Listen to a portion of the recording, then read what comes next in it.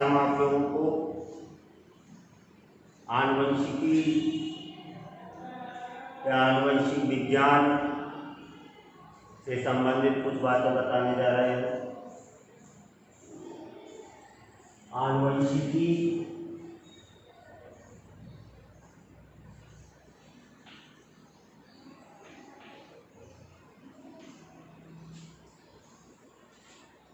या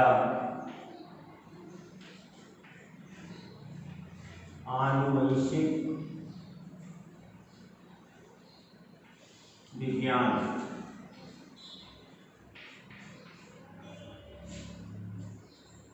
जेनेटिक्स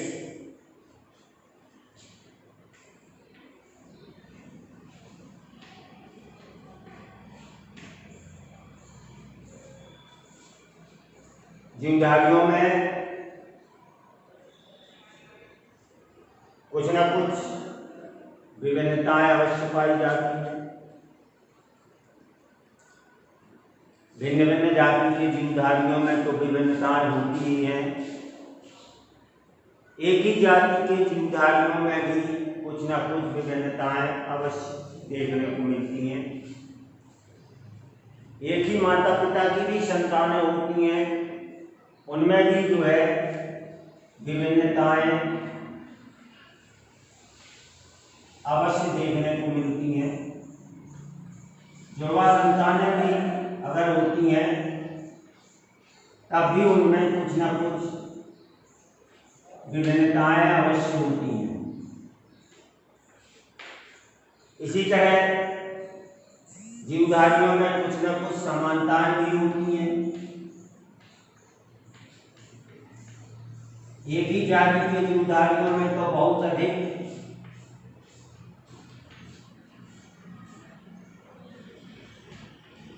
समानताएं होती हैं, लेकिन भिन्न भिन्न जाति के जीवधारियों में भी कुछ न कुछ समानताएं अवश्य होती हैं। आपको पता होना चाहिए कि हम आम का बीज बोते हैं तो आम का ही पौधा उगता है, चने का बीज बोते हैं तो चने का ही पौधा उगता है, बिल्ली से बिल्ली के ही बच्चे उत्पन्न होते हैं, शेर से शेर से के ही बच्चे उत्पन्न होते हैं। क्यों? क्योंकि माता पिता से लक्षण संतानों तक पहुंचते हैं। ऐसे लक्षण जो माता पिता से संतानों तक पहुंचते हैं या एक पीढ़ी से दूसरी पीढ़ी तक पहुंचते हैं, आनुवंशिक लक्षण कहलाते हैं। आनुवंशिक लक्षण हेरिडिटरी कैरेक्टर्स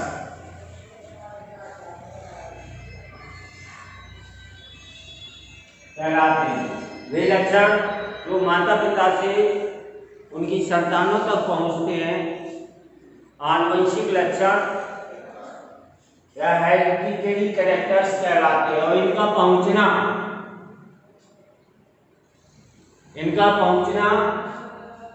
आनुवंशिकता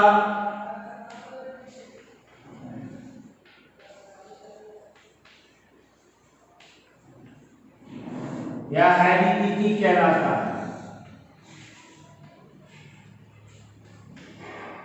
तो आनुवंशिक लक्षणों का माता पिता से उनकी संतानों तक पहुंचना आनुवंशिकता कहलाता है। और जीवधारियों में पाई जाने वाली विभिन्नताओं, समानताओं और आनुवंशिक लक्षणों का अध्ययन जीव विज्ञान की जिस शाखा के अंतर्गत किया जाता है, आनुवंशिकी या आनुवंशिक विज्ञान कहलाती है। जीव विज्ञान की वह शाखा जिसके अंतर्गत जीवधारियों में पाई जाने वाली विभिन्नताओं का, समानताओं का और आनुवंशिक लक्षणों का अध्ययन किया जाता है, आनुवंशिकी या आनुवंशिक विज्ञान कहलाती है। ग्रेगर जॉन मेंडल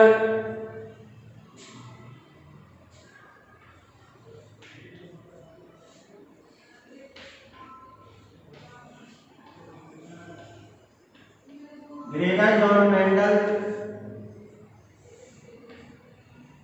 को आनुवंशिकी का पिता कहा जाता है, फादर ऑफ जेनेटिक्स। ये मेंडल जो थे, इन्होंने आनुवंशिकी से संबंधित वर्षों तक प्रयोग किए थे, बहुत योगदान दिया था। आनुवंशिकी से संबंधित कुछ नियम बताए थे, इसीलिए इनको जो है फादर ऑफ जेनेटिक्स यानी आनुवंशिकी का पिता कहा जाता है। मेंडल जो है ऑस्ट्रिया देश के ब्रून शहर में एक गिरजाघर में पादरी थे। वहां वो गिरजाघर में अपना बगीचा उगाया करते थे और अपने बगीचे में ही इन्होंने मटर, मीठी मटर,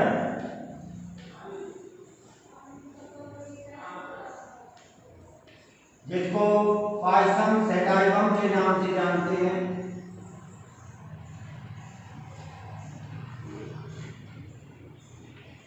इस पर आनुवंशिकी से संबंधित प्रयोग किए थे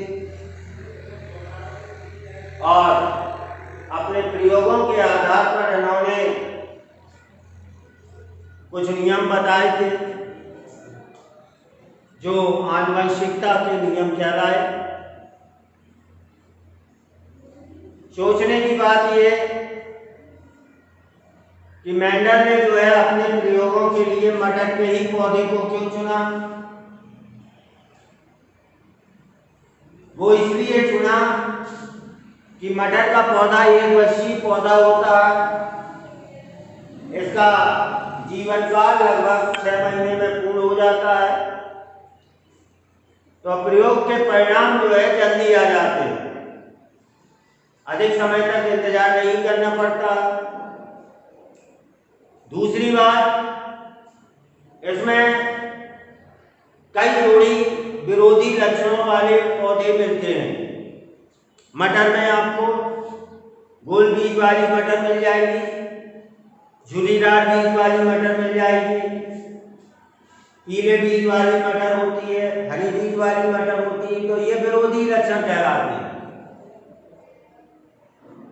लाल फूल वाली मटर होती है, सफेद फूल वाली मटर होती है, लंबे पौधे वाली मटर होती है, बौने पौधे वाली मटर होती है। इस तरह के ये विरोधी लक्षण जो है, कई जोड़ी विरोधी लक्षण मटर के पौधे में मिलते हैं, इस कारण ही इन्होंने मटर के पौधे को चुना। और एक बात और होती है, इसको आसानी से कहीं भी उगा सकते हैं।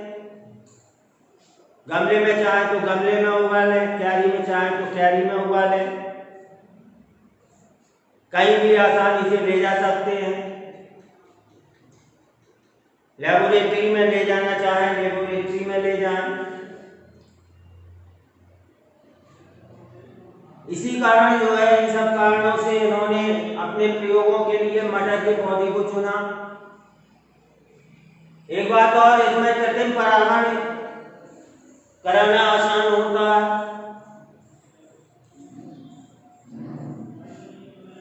इस कारण मेंडल ने अपने प्रयोगों के लिए मटर के पौधे को चुना। अपने प्रयोगों के आधार पर जो इन्होंने नियम बनाए, वो मेंडल के आनुवंशिकता के नियम कहलाए। उनमें से मुख्य नियम, पहला उन्होंने बताया प्रभाविता का नियम।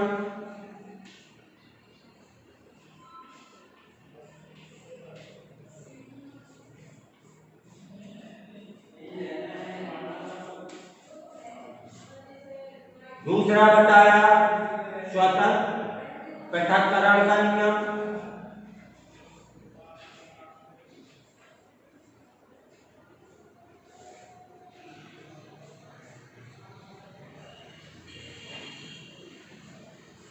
और तीसरा बताया स्वतंत्र प्राप्तिमान का नियम।